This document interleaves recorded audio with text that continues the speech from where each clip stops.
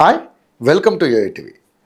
Social మీడియాలో బూతులు తిడుతూ పోస్టులు చేసిన వారిలో శ్రీరెడ్డి మొదటి వరుసలో ఉంటారు. వైసీపీ అధికారంలో ఉన్న సమయంలో వైఎస్ జగన్మోహన్ రెడ్డికి అనుకూలంగా వ్యవహరించారు. చంద్రబాబు, లోకేష్, పవన్ కళ్యాణ్ తదితర రాజకీయ నాయకులపై అసభ్య పదజాలంతో వివాదాస్పద పోస్టులు పెట్టడం అందరికీ తెలిసిందే. చంద్రబాబు రాజకీయాల గురించి, లోకేష్ని బాడీ షేమింగ్ చేస్తూ, పవన్ కళ్యాణ్ 3 పెళ్లిళ్లపై వివాదాస్పద వ్యాఖ్యలు చేస్తూ అనేక సార్లు అసభ్య పదజాలంతో యూట్యూబ్ ఛానల్స్లో ప్రసంగాల్ని కొనసాగించింది. అయితే శ్రీరెడ్డి ఇలా మాట్లాడడానికి, ఈ స్థాయిలో దిగజారడానికి వెనకుండి వైసీపీ నేతలే నడిపించారని అప్పట్లో వార్తలు వచ్చాయి. ఇక శ్రీరెడ్డి గతంలోకి వెళ్ళి చూస్తే, శ్రీరెడ్డి హీరోయిన్ కావడానికి, ఇండస్ట్రీలో నిలదొక్కుకోవడానికి విశ్వ ప్రయత్నాలు చేసింది. కానీ తనకు అవకాశాలు ఇవ్వట్లేదని మొత్తం మూవీ ఆర్టిస్ట్ అసోసియేషన్ పైన తిరగబడింది.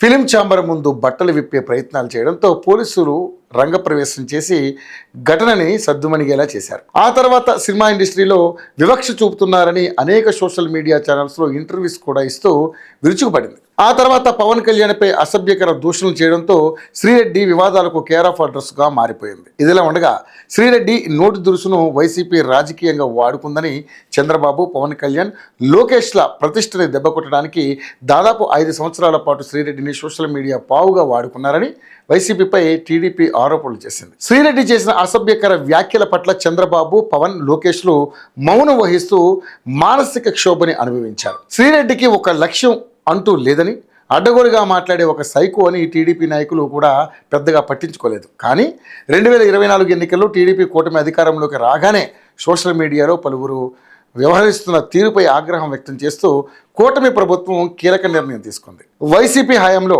టీడీపీని టార్గెట్ చేస్తూ ఇష్టానురీతిగా పోస్టులు పెట్టిన వారిని అదుపులోకి తీసుకుంది. అయితే ముందుగా శ్రీరెడ్డిని అదుపులోకి తీసుకుంటారు అని అందరూ ఊహించారు.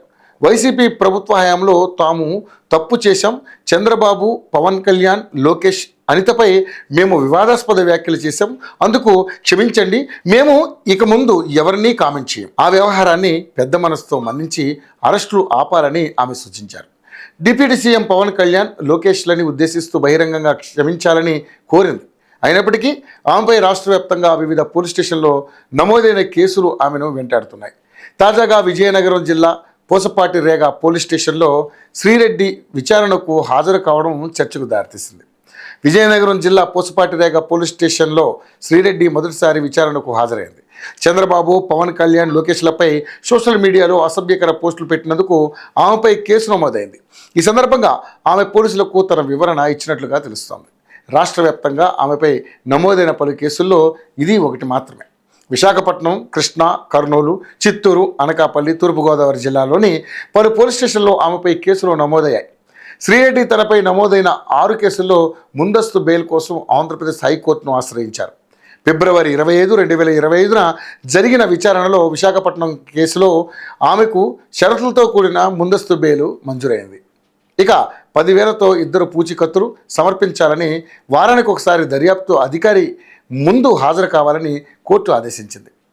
అయితే చిత్తూరు కేసులో బెయిల్ పిటిషన్ను కోర్టు కొట్టేసింది. కర్నూలు, కృష్ణా, విజయనగరం జిల్లాలోని కేసుల్లో పోలీసులు నోటీసులు జారీ చేసి వివరణ కోరాలని కోర్టు సూచించింది. ఈ నేపథ్యంలో శ్రీరెడ్డిని అరెస్ట్ చేస్తారేమోననే టాక్ నడిచింది.